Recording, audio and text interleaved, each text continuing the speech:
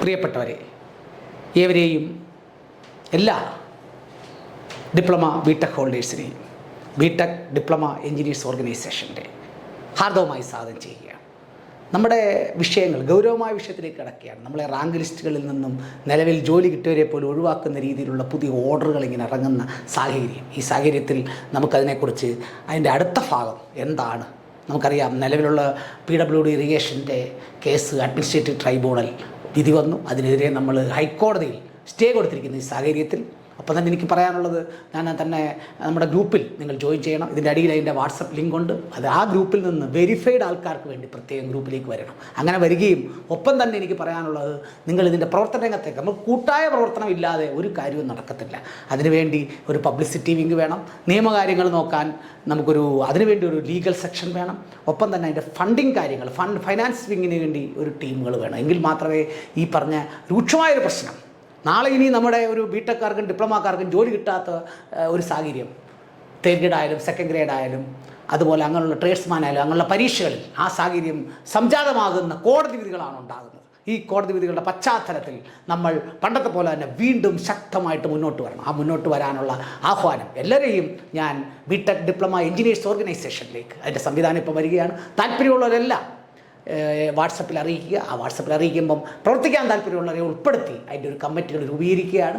അപ്പോൾ ആ രീതിയിൽ പ്രവർത്തനങ്ങൾക്ക് നമ്മൾ ശക്തമായി മുന്നോട്ട് വരാൻ തീരുമാനിച്ചിരിക്കുന്ന ഈ സാഹചര്യത്തിൽ ലേറ്റസ്റ്റായിട്ട് നമ്മൾ അറിയേണ്ട ഒരു കാര്യം, ഇപ്പം നിലവിൽ നിയമനം നടത്തിയ LSTD ഒപ്പം തന്നെ water authority tracer third grade officer, ഇതിൽ നിന്നും ഇതിൻ്റെ വിധി അന്തിമ വിധി വരാൻ പോവുകയാണ്. അന്തിമ വിധി വരാൻ പോകുന്നത് 2 ആഴ്ചത്തേക്ക് ഫെബ്രുവരി 7-ാം തീയതി അഡ്മിനിസ്ട്രേറ്റീവ് ട്രൈബ്യൂണൽ 2 ആഴ്ചത്തേക്ക് മാറ്റിവെച്ചിരിക്കുകയാണ് ഫൈനൽ ജഡ്ജ്മെൻറ്റിന് വേണ്ടി. ഫൈനൽ വാദം 2 ആഴ്ച കഴിഞ്ഞ് അതിൻ്റെ ജഡ്ജ്മെൻറ്റ് നമുക്കൊരു 2 ആഴ്ച കഴിഞ്ഞ് കിട്ടുമെന്ന് കരുതാം. നമുക്ക് സ്വാഭാവികമായിട്ടും നമുക്കറിയാം, തീർച്ചയായിട്ടും അവിടെ തന്നെ PWD ഇറിഗേഷൻ്റെ ഒരു ജഡ്ജ്മെൻറ്റ് വന്നു കഴിഞ്ഞു നമ്മളെ ഒഴിവാക്കുന്നത്. തീർച്ചയായിട്ടും അതിന് അനുസൃതമായിട്ടുള്ളൊരു വിധിയായിരിക്കും വരുന്നത്. എന്താണ് അതിൻ്റെ പശ്ചാത്തലം, ഇതിന് നമ്മൾ എങ്ങനെ നേരിടണം, അതാണ് നമ്മൾ ഈ അവസരത്തിൽ നമ്മുടെ ആൾക്കാർക്ക് വേണ്ടി നമ്മൾ ഡിസ്കസ് ചെയ്യുന്നത്.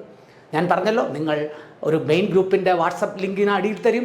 അതിൽ നിന്ന് നിങ്ങൾ വെരിഫൈഡ് ഗ്രൂപ്പിലേക്ക് മാറുക. ആ വെരിഫൈഡ് ഗ്രൂപ്പിൽ നിന്ന് നമ്മുടെ ഓരോ ജില്ലാ കമ്മിറ്റികൾ, സ്റ്റേറ്റ് കമ്മിറ്റിയൊക്കെ രൂപീകരിക്കുക. ആ രീതിയിൽ സിസ്റ്റമാറ്റിക്കായിട്ടുള്ള പ്രവർത്തനത്തിലൂടെ മാത്രമേ ഇതിനെ നേരിടാൻ പറ്റൂ. ഒരു വ്യക്തിക്ക് ഒരു കേസ് വരുമ്പോൾ ആ കേസിന് വേണ്ടി മാത്രം പൈസ കൊടുക്കുകയും ചിലർ കക്ഷി ചേരാതിരിക്കുക, അതൊക്കെ ഓരോ ചരിത്രമാണ്. ഇപ്പം നമുക്കറിയാം, കഴിഞ്ഞ LSTD നിന്ന് ആരും കേസിന് കൊടുത്തില്ല. വാട്ടർ അതോറിറ്റിയിൽ നിന്ന് കുറച്ച് പേര് മാത്രം ആ കേസ് കക്ഷി ചേർന്ന് 2ാമത് അപ്പീൽ കൊടുത്താണ് കയറി. ആ ചരിത്രമാണ് ഇപ്പം ഞാൻ നിങ്ങളോട് ഡിസ്കസ് ചെയ്യുന്നത്. വാട്ടർ അതോറിറ്റി LSTD വരാൻ പോകുന്ന വിധി 7-ാം തീയതി മാറ്റിവെച്ച കേസ് ജഡ്ജ്മെൻറ്റ് എത്താൻ പോവുകയാണ്. അതും ഇതേപോലെ വരാൻ പോവുകയാണ്. കാരണം അതേ ബെഞ്ചിൽ തന്നെയാണ്. അപ്പോൾ അതിൻ്റെ മുമ്പ് നമ്മൾ എവിടെയൊക്കെയാണ് ശ്രദ്ധിക്കേണ്ടതെന്ന് പറയാം. ഒന്നാമത് നിങ്ങൾ ശ്രദ്ധിക്കുക, PSC നിങ്ങളുടെയൊക്കെ കൈ കിട്ടി കാണും. ഒരു ഓർഡർ ഇറക്കി PR 106/2023 21/1/2021 21/1/2021 PSC ഇറക്കി എന്താണ് പ്രസിദ്ധീകരണത്തിന് 2023 ജനുവരി 23 ചേർന്ന PSCയുടെ കമ്മീഷൻ തീരുമാനം എന്താണ് പറഞ്ഞേക്കുന്നത്? IT അടിസ്ഥാന യോഗ്യത നിശ്ചയിച്ചിട്ടുള്ള തസ്തികൾക്ക് ഉയർന്ന യോഗ്യതയുള്ളവരെ പരിഗണിക്കുന്നില്ല എന്നാണ് സർക്കാർ ഉത്തരവ്. നമുക്കറിയാം, ഡയറക്ടർ ജനറൽ ഓഫ് എംപ്ലോയ്മെൻറ്റ് ട്രെയിനിങ്ങിൻ്റെ ഉത്തരവ് 17/1/2023 മുൻപുള്ള വിജ്ഞാപനങ്ങൾക്ക് 17/1/2023 മുമ്പുള്ള വിജ്ഞാപനങ്ങൾക്ക് ബാധകമാക്കണ്ട എന്ന് കമ്മീഷൻ ചെയ്യാം. അത് മുമ്പുള്ള ഓർഡറിന് മുമ്പുള്ള വിജ്ഞാപനങ്ങൾക്ക് അത് ബാധകമാക്കണം. അതിനുശേഷം PSC അവിടെ നമുക്ക് അനുകൂലമായിട്ടാണ് പറഞ്ഞത്. ശേഷമുള്ള വിജ്ഞാനങ്ങൾക്ക് ഉത്തരവ് ബാധകമാക്കുന്നതിനെ സംബന്ധിച്ച് വിശദമായ പരിശോധന നടത്താൻ. ഇതിന് വിശദമായ പരിശോധന എന്ന് പറഞ്ഞാൽ നമ്മൾ ഉദ്ദേശിക്കുന്നത് എന്താ? നമുക്കറിയാം, നേരത്തെ നമ്മൾ സുപ്രീം കോടതി മേടിച്ച നമ്മുടെ ജഡ്ജ്മെൻറ്റുകളുണ്ട്. അതിൻ്റെ അടിസ്ഥാനത്തിൽ വിശദമായ പരിശോധനയ്ക്ക് വെക്കാൻ മാത്രമേ ആര് തീരുമാനിച്ചുള്ളൂ? PSC തീരുമാനിച്ചുള്ളൂ. ഇതാണ് PSCയുമായിട്ട് ബന്ധപ്പെട്ട നമ്മുടെ ഇത് ഇരിക്കുമ്പോൾ നമുക്കറിയാം ഇതിൻ്റെ ചരിത്രം എന്താണ് ചരിത്രം നമുക്കറിയാം. ബഹുമാനപ്പെട്ട അഡ്മിനിസ്ട്രേറ്റീവ് ട്രൈബ്യൂണൽ എറണാകുളം ബെഞ്ചിൽ ഒരു കേസ് വന്നു 15/75/2021. എന്താണ് 15/75/2021 ഡേറ്റഡ് 1/10/2021 1/10/2021 ശ്രീ മോഹനൻ വേഴ്സസ് ആണ് കേസ് കൊടുത്തിരിക്കുന്നത്. എന്താണ് അതിപ്പോൾ ലാസ്റ്റ് പറഞ്ഞിരിക്കുന്നു, order of the tribunal post after 2 weeks 2 ആഴ്ചത്തേക്ക് മാറ്റിവെച്ചു. 7-ാം തീയതി ആയിരുന്നു ലാസ്റ്റ് ഹിയറിംഗ്. 7-ാം തീയതി ലാസ്റ്റ് ഹിയറിംഗ് ആയിരുന്നു. അത് 2 ആഴ്ചത്തേക്ക് മാറ്റിവെച്ചിരിക്കുന്നു. പറഞ്ഞിരിക്കുന്നു order of the tribunal post after 2 weeks. അപ്പോൾ 2 ആഴ്ച കഴിഞ്ഞ് അതിൻ്റെ ഓർഡറുമായിട്ട് ബന്ധപ്പെട്ട് മാറ്റിവെച്ചിരിക്കുകയാണ്. ആ ട്രൈബ്യൂണലാണ് കഴിഞ്ഞൊരു ജഡ്ജ്മെൻറ്റ് വന്ന് അടുത്ത വിധിക്ക് വേണ്ടി കാത്തിരിക്കുന്നു. അപ്പോൾ ഈ കേസിൽ LSTയിലുള്ള തേർഡ് ഗ്രേഡ് നിയമനങ്ങളും പാട്രോട്ടിലുള്ള ട്രേസർ തേർഡ് ഗ്രേഡ് നിയമനങ്ങളുമാണ് ചോദ്യം ചെയ്തിരിക്കുക. അതിനകത്ത് LSTയിലുള്ളവർ കേസിൽ പങ്കാളികളല്ല. പക്ഷേ പാട്രോട്ടിലുള്ള കുറച്ച് പേർ അതിനകത്ത് എന്തായി, അപ്പീൽ കൊടുത്ത് പിന്നീട് കയറിയിട്ടുണ്ട്. അതിനെക്കുറിച്ച് പറഞ്ഞു കഴിഞ്ഞാൽ ആ അപ്പീലിൻ്റെ ചരിത്രം എടുത്തു കഴിഞ്ഞാൽ അവർ ഈ പറഞ്ഞതിന് 10-ാം മാസത്തിനുള്ളതിന് 11/1/2021 നമ്മുടെ ആൾക്കാർ അതിനകത്തുള്ള കുറച്ച് പേര് അതിനകത്ത് എന്ത് ചെയ്തു, ഇതിനകത്ത് അപ്പീൽ കൊടുത്ത് കേസിൽ അവർ കക്ഷിയായിട്ടുണ്ട്. താമസിച്ചാണ് അറ്റാച്ച് ചെയ്തത്. അതിനകത്ത് മഞ്ജിമ, അജിത, ബേസിൽ അങ്ങനെയുള്ളവർ ചേർന്ന് അതിനകത്ത് നമ്മൾ അപ്പീൽ കൊടുത്തിട്ടുണ്ട്.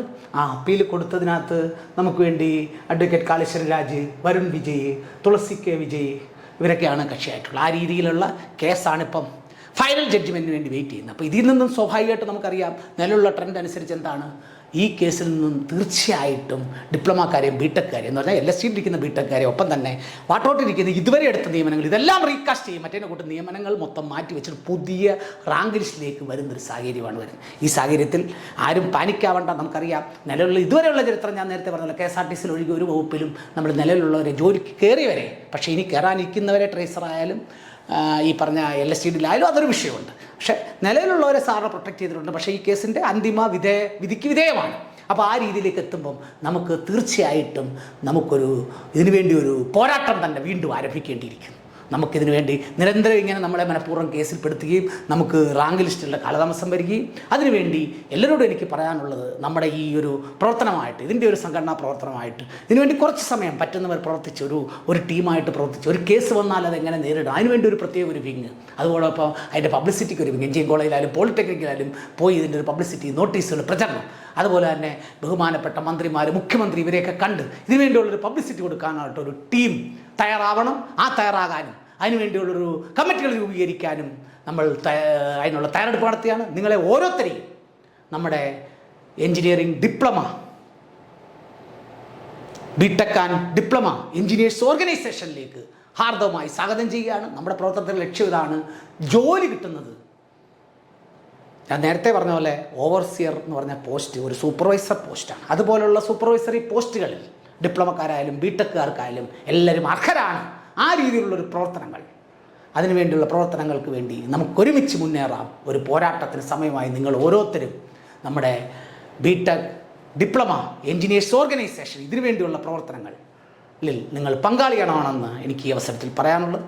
നമുക്ക് നിലവിലുള്ള ജോലി സംരക്ഷിക്കുകയും ഇനിയും ജോലി കിട്ടണം, അതാണ് നമുക്ക് പറയാനുള്ളത്. അതിനുവേണ്ടി നമുക്കൊരുമിച്ച് പോരാടി നേടാം.